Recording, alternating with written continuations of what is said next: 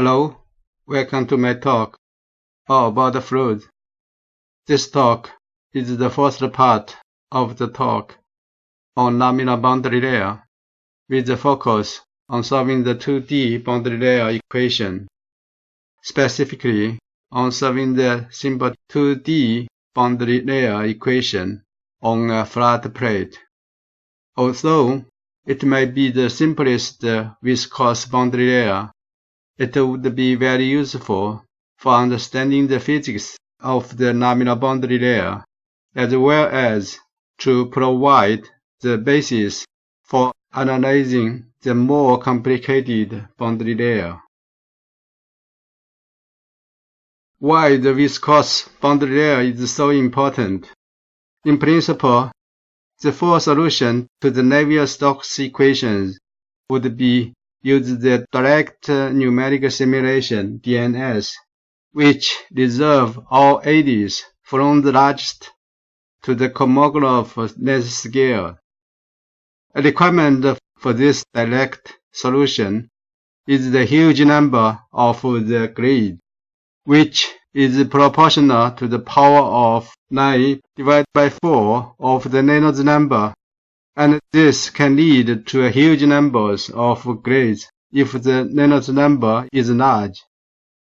As reckoned by Sparrat in 2000, DNS would be ready for practical applications in around 2080 if the advancing speed of the computer technology can be maintained. However, in 2016, he and his co-author revised the claim and stated, "By now, we are not confident of this for the 21st century, or even that it will ever happen." The next possible method would be the large eddy simulation, LES. LES solves all the large eddies, and the modeling is only for the small eddies, which could be easier to be modeled and more isotropic in physics.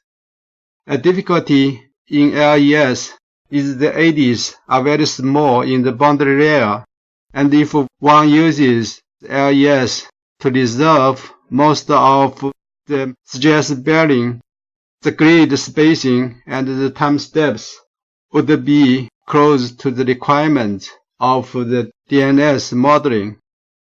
The popular mitigation is use the hybrid method, such as DES, detached eddy simulation, or hybrid lens LES, both taking advantages of the LES and lens for the problem.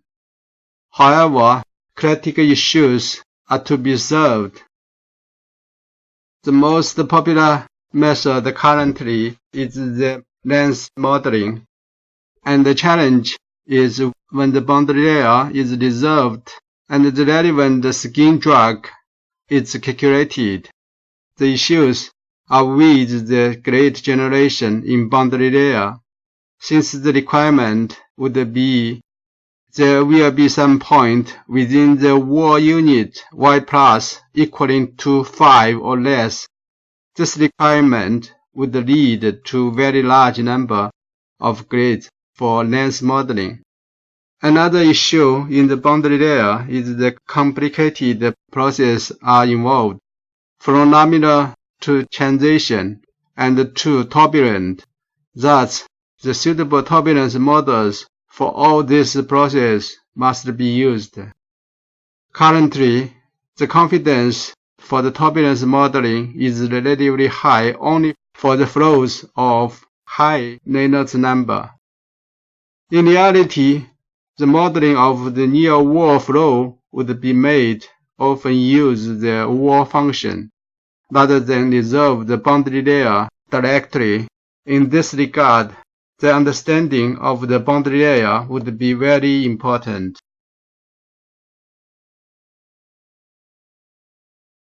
Let's start from the example of Hagen-Poiseuille flow. The laminar flow in a long horizontal pipe under the pressure gradient delta P over delta X.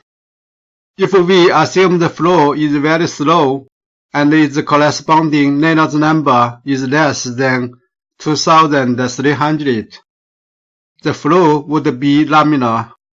As such, the Navier-Stokes equation can be much simplified as this. Applying the no-slip boundary condition on the pipe wall, we can obtain the flow velocity profile given by this. As can be seen in the low Reynolds number, the viscous effect would be important in the whole region of the flow, and the flow is rotational, and this case can be regarded as the flow boundary layer is expanded from the wall to the center of the pipe. If the Reynolds number is very large, for instance 10 million, then the flow becomes fully turbulent, and the velocity profile can be seen as this. The large portion of the flow in the middle of the pipe can be taken as irrotational, and the thin region near the walls are rotational, in which the viscous effects are significant. Thus, these thin layers are called as the viscous boundary layer. In solving such a flow in the pipe, we can start by assuming all flow is irrotational, and using the irrotational flow for calculating the boundary layer. If the boundary layers are thick, then we need to iterate the solutions of irrotational flows and the viscous boundary layer. This method was proposed by Prandtl in 1904 to solve the D'Alembert paradox by including the fluid jug. In this talk, for simplification to the boundary layer problem, we will examine the uniform flow passing a flat plate. We assume the width of the plate is large. Thus, the flow developed would be considered as 2D. If the plate is long enough, we can see the boundary layer development starting from the laminar boundary layer, and of the certain length, the local Reynolds number would be large enough, for instance 500,000. Then the boundary layer starts a transition from laminar to turbulent. Principally, the transition from laminar to turbulence is not instant, and the full turbulent boundary layer would be only achieved after the transition zone. In this talk, our attention would be on the study of the laminar boundary layer. We assume here the length of the plate L0 would be limited, and the boundary layer over it would be all laminar. Our interest would be the boundary layer thickness and the distribution of the fluid velocity in the boundary layer U, X, Y. Based on the flow condition, we can define the Reynolds number R as this. U is the uniform flow velocity, L0 is the length of the plate, and nu is the kinematic viscosity of the fluid. To examine the boundary layer, the corresponding simplified Navier-Stokes equation must be solved. To achieve the goal, we start to examine the non-dimensional Navier-Stokes equation. By using the non-dimensional parameters, the space variables x star, y star, and z star, the non-dimensional velocities u star, v star, and w star, the non-dimensional pressure p star, and the non-dimensional time t star. Substitute these non-dimensional parameters into the N-S equation. The Navier-Stokes equation can be changed into the non-dimensional Navier-Stokes equation. It can be seen that the continuity equation has the same form as that in the Navier-Stokes equation. But the equation for the moment component will have two new non-dimensional parameters. Reynolds number R, which is related to the flow viscous force, and the flow number Fr, which is derived and based on the fluid gravitational force. And this fluid number is important for studying the flow with free surface. For instance, the wave structure interaction. However, here we focus on the flow around the fully submerged body, the flat plate. Thus, the effect of the gravitational force will not be included.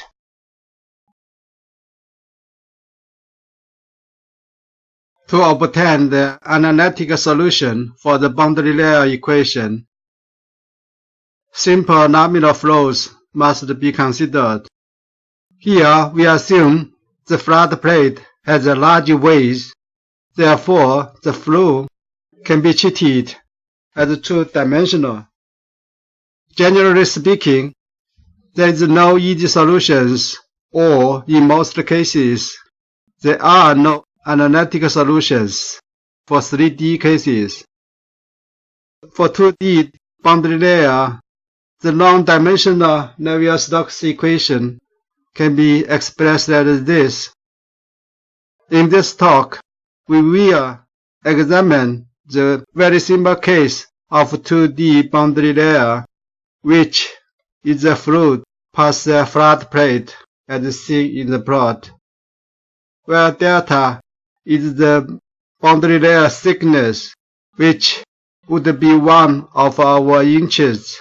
Following the research result from the Selecting and Johnston's book, Boundary Layer Theory, the boundary layer thickness would be proportional to the square root of the kinematic viscosity coefficient, nu, or the ratio of the boundary layer thickness to the plate length would be proportional to the reverse of the square root of the Reynolds number, and thus the boundary layer thickness would be significantly smaller than the length of the plate.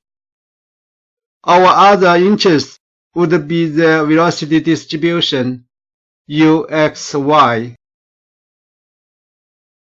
In analysis of the boundary layer thickness, delta, is assumed to be very small compared to the plate length L0. As such, the non-dimensional boundary layer thickness, delta star, defined as the ratio of the boundary layer thickness delta divided by the plate length L0, it would be much smaller than a unit. In the magnitude analysis of the non-dimensional parameters in the non-dimensional Navier-Stokes equation, we have the normal value which are comparable to a unit, including x star, u star, and t star. We have the small values which are in a magnitude of a non-dimensional boundary layer thickness, delta star, including y star and v star, and the very small value which are comparable to the square of the delta star, including the reverse of the Reynolds number. Based on the magnitude analysis for the non-dimensional parameters, we can check and therefore simplify the non-dimensional Navier-Stokes equation as Prandtl did more than 100 years ago in 1904. For instance, both terms in the continuity equation have a magnitude of 1, that is this. Therefore, both terms should be kept, as shown in the Prandtl boundary layer equation, this. For the moment equation in x direction, the corresponding magnitudes of each term are given as this. It can be seen there is only one term of small value. This is a combination of this small term and the unit. As such, we can drop this term, and we have the moment equation for the boundary layer as this. For the moment equation in y direction, the corresponding magnitudes of each term are given as this. It can be seen all terms are small if we time all these terms together. Therefore, we can drop all these terms, but keep the term of the pressure gradient only, which would be an important equation in the boundary layer analysis. And all this magnitude analysis can be found in the book of Schlechten and Johnston. After the dimensional analysis, the non-dimensional boundary layer equation can be rewritten back to the dimensional boundary layer equation as this. And our target is to solve the boundary layer equation. To simplify the problem more, we consider the steady uniform flow past the flat plate. So we have this equation. Based on the boundary layer equation, we can see the gradient of the pressure in y direction is 0 within the boundary layer. This equation means an important conclusion. The pressure will not change across the thin boundary layer from the outside of the boundary layer to the solid boundary in y direction as seen in this plot here. Now, we can consider the flow outside the boundary layer.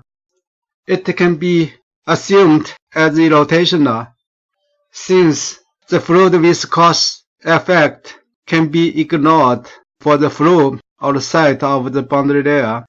Thus, the Broglie equation is valid, and the pressure can be calculated as this. Then we can calculate the pressure gradient in x direction as this. So this equation is correct when y is larger than the boundary layer thickness delta. And for the uniform flow outside the boundary layer, the gradient of the velocity with regard to x would be 0. So we have the pressure gradient with regard to x is 0. And this should be valid for y larger than the boundary layer thickness and within the boundary layer, since the pressure can carry over from the outside to the solid wall given by this equation. And then the steady boundary layer equation for a flat plate can be finally simplified as this. To solve the thin boundary layer, we can construct a new parameter eta, use both x and y as this. The choice of this expression would be based on both the good reasoning and the experience. For the reasoning, please refer to the Newman's book, Marine Hydrodynamics. Here, I can say this choice of the new parameter works perfectly for solving the boundary layer equation. And from the continuity equation of an incompressible flow, we can obtain a streaming function for the flow. And the streaming function psi is given as this. Here, f eta is the so-called non-dimensional streaming function.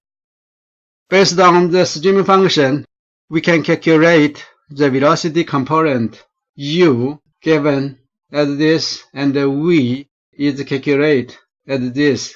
Here, the two terms, the first term to represent the explicit of the variable x in the streaming function psi, and this term is the implicit of the x because eta is the function of x. So we have this u and v, and we calculated this, the velocity gradient with x and y, and we put it together. So the continuity equation is satisfied automatically because we choose the streaming function and the parameter eta. Now we go back to the moment equation for the boundary layer on a flat plate as this, and substitute the velocity component, and the mathematical manipulation would lead an equation as this, the Blasius equation, which was derived by Blasius in 1908 under the supervision of Prandtl, and the corresponding boundary conditions are given as this. Numerical solution to the Blasius equation was given the solution as this in the plot. And in the plot, the experimental data are also used for comparison. So it can be seen the Blasius solution is very accurate for the laminar boundary layer. In the book Boundary Layer Theory, you can find more data, and all data are very close to the Blasius solution. And from the solution, we can work out when the velocity u equals 0.99 capital U, the uniform flow velocity, and we get the number eta 3.5. Thus, we can calculate the boundary thickness delta as this. Here, Rx defined as this, the local Reynolds number based on the distance x. In this slide, we will calculate some useful thickness for the laminar boundary layer. The first thickness is called the displacement thickness, delta star, which is given as this. The physical meaning of the displacement thickness is due to the boundary layer, the flow rate is reduced, which is equivalent to the body wall thickened by delta star. This concept is very useful in the method of the coupled rotational and viscous flow, in which the rotational flow boundary would be replaced by the displacement thickness rather than the real body boundary. So for accommodating the effect of the viscous boundary layer, this displacement thickness is about 1/3 of the conventional boundary thickness, given as this delta. And the second thickness is called momentum thickness, given as this. The moment thickness is defined in relation to the momentum flow rate within the boundary layer. This rate is smaller than the rate if the viscous boundary layer is not existed. And the moment thickness is about 0.13 times of the conventional boundary layer thickness.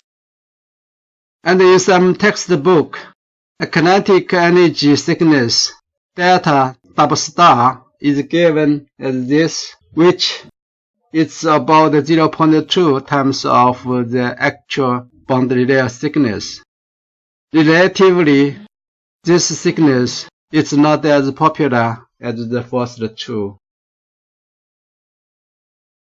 Based on the Blasius solution, we can now calculate the shear stress tau xy on the flat plate based on the rate of strain on the surface of the flat plate, which would be calculated as this.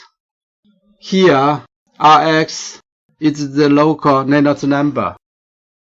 If the plate has a length L0 and a width B, then the total drag D acting on the plate can be integrated from the above shear stress as this.